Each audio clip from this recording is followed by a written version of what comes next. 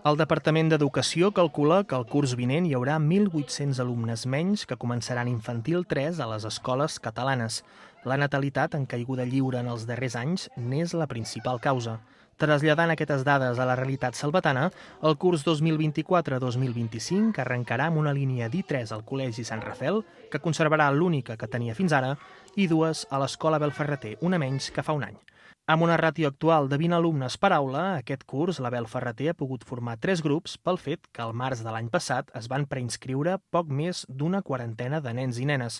Ara bé, enguany ho han fet només una trentena, amb el qual serà impossible, de cara al període 2024-2025, mantenir les mateixes prestacions.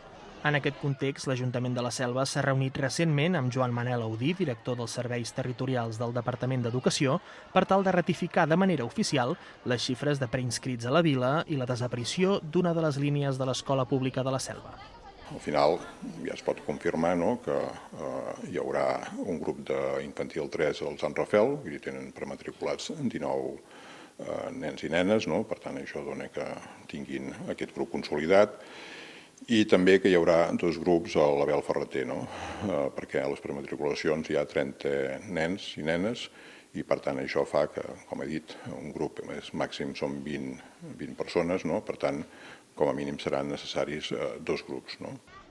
El descens continuat de la natalitat i una previsió de futur gens esperançadora auguren que la tendència continuarà allargant-se de manera indefinida. Aquest fet no només està repercutint en les preinscripcions als grups d'infantil, sinó que també ho fa en les de les escoles bressol. Això és conseqüència de la baixada de natalitat, no?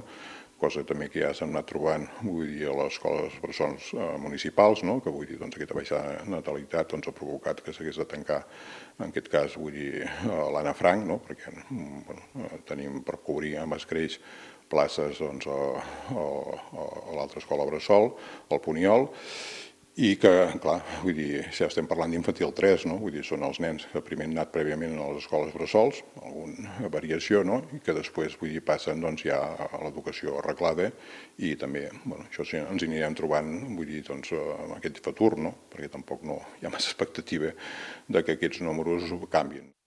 A Catalunya, en només 6 cursos, el nombre d'alumnes d'infantil 3 s'ha reduït en 12.000 infants.